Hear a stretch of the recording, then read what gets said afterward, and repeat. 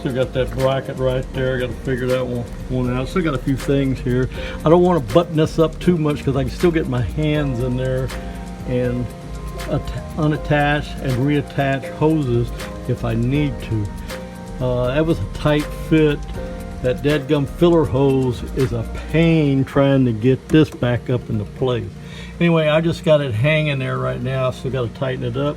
And I'm gonna break for lunch. That's my Jeep. We'll get back with you later. Out for now. This hose here goes to the flow management valve. The other end of this hose is the one I showed you earlier that attaches to the bracket on the upper end of the filler neck.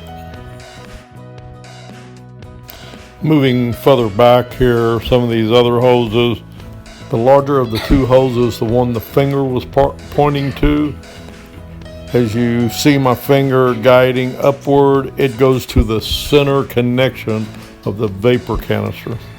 Now that smaller hose I'm holding right now, it joins up on a T that's right inside the housing there among all the other hoses. And that big hose that comes off the flow management valve, as you can see, goes right up and joins the, I believe that's the rollover valve. And here I'm just taking a quick tour of the assembly and checking all the hoses and making sure they're connected and trying to figure out if I missed anything.